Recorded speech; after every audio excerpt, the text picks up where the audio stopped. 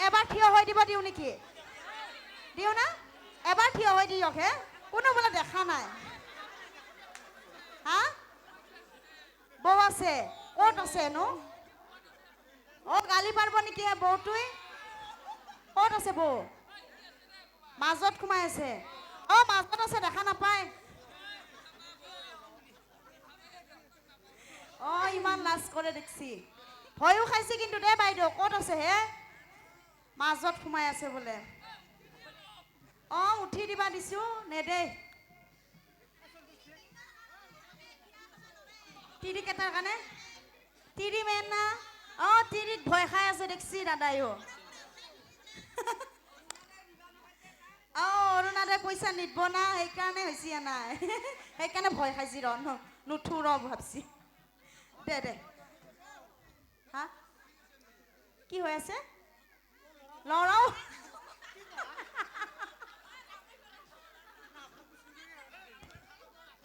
তাকে মোৰ খেদব তাকেতো খেদব বাইদেউ খেদব হয় না কি কৰা যায় বাৰু পিছে বাইদেউ উপায় নাই বেলেগ চিলেক্ট কৰিব লাগিব কোনটোক চিলেক্ট কৰোঁ মোৰ কিন্তু পচন্দ তেওঁকে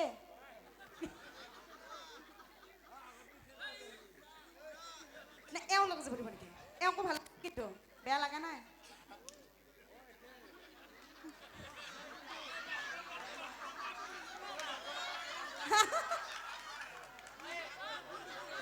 হা হ'ব এওঁৰ লগত হ'ব বোলে চবে আপত্তি কৰা নাই কোনো নাইতো এবাৰো কিবা জট পট লাগি আছে নেকি হে আছে নেকি হা নাই তে হ'ব তে হৈ গেল আৰু ন হা চেংৰা চাব লাগিব কিনো এওঁ কি চেংৰা নহয় নেকি ধুনীয়া হৈ আছে তেখেত ৰং লগাই দিম আমি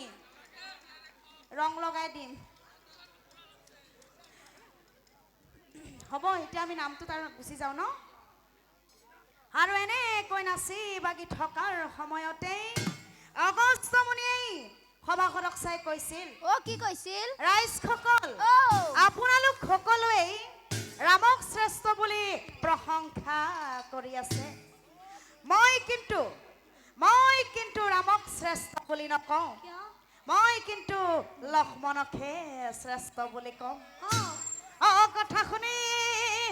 ৰামচন্দ্ৰই আচৰিত হইলা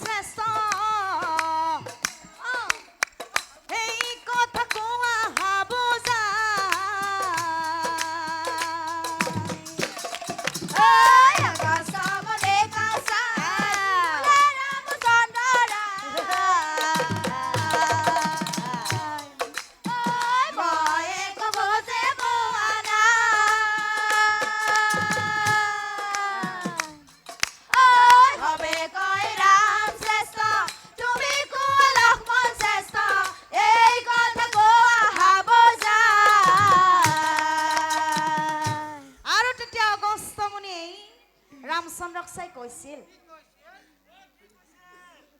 এনেকে কৈ যাবা দেই চৈধ বছৰ অনাহাৰে আৰু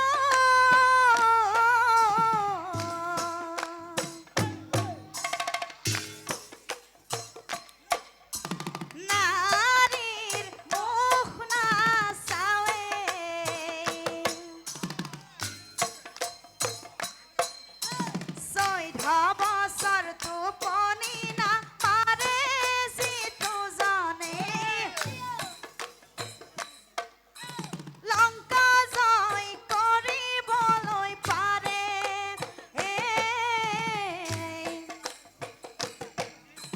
লংকা জয় কৰিবলৈ পাৰে ও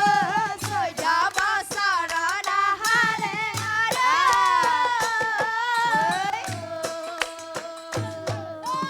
নাৰেৰ মুখ নাচায়ে ও সৈধা বছৰ টোপনি নামাৰে যিটো জানে লংকা জয় কৰিবলৈ পাৰে লংকা জয় কৰিবলৈ পাৰে কথা শুনি ৰামচন্দ্ৰই আচৰিত হইলা কথা শুনি ৰামচন্দ্ৰই আচৰিত হইলা কথা শুনি ৰামচন্দ্ৰই আচৰিত হইলা লক্ষ্মণক চাই ৰামে কহিবে লাগিলা ৰাম ৰাম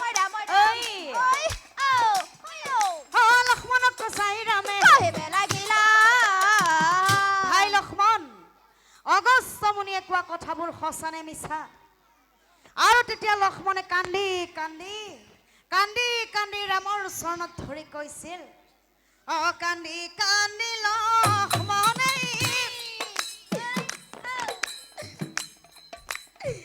ৰামৰ আগে কয় অগস্ত্য মুনিয়ে দাদা মিছা কোৱা নাই অগস্ত্য মুনিয়ে দাদা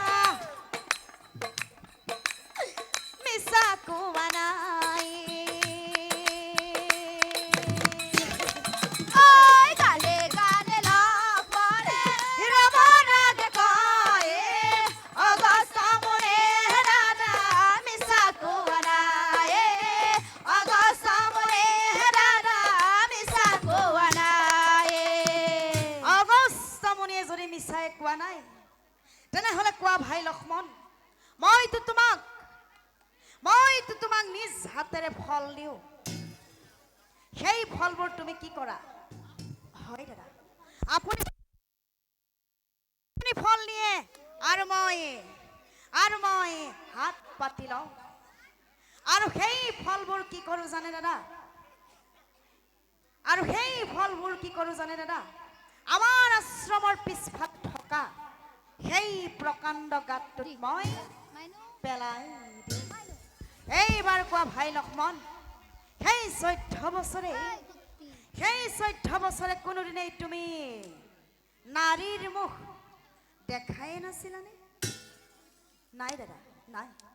সেই 14 বছৰে মই কোনোদিনেই নাৰীৰ মুখ দেখাই নাছিলো মিছা কথা তুমি তোমাৰ নৌবৰাৰ মুখখন দেখা নাছিলানে নাই দাদা নাই নৌবৰ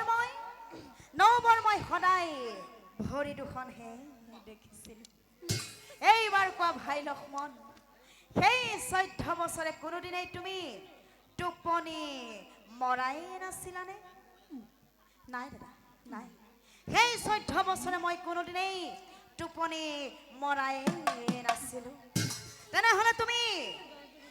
তুমি কি কৰি আছিলা হয় দাদা নব আৰু আপোনাক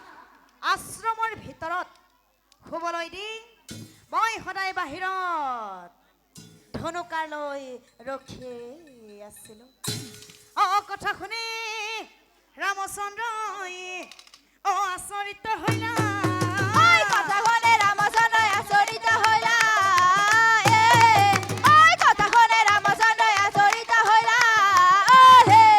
ভাই লক্ষ্মণ বুলি ৰামে ধৰিলা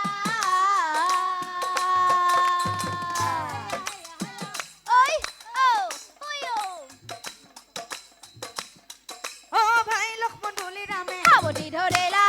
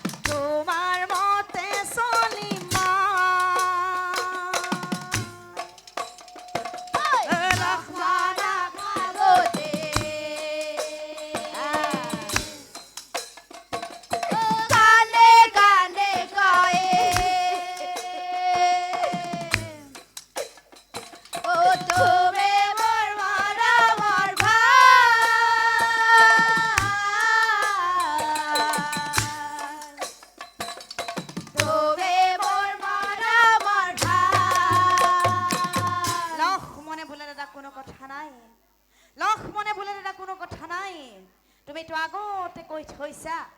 কৈকীৰ পুত্ৰ হৈ জনম ধৰিম বুলি মই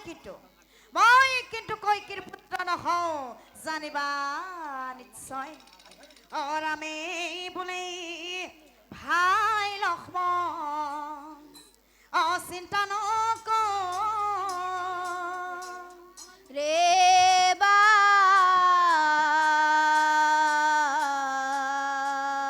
অনন্দ ৰজাৰ গৃহে তুমি অজনম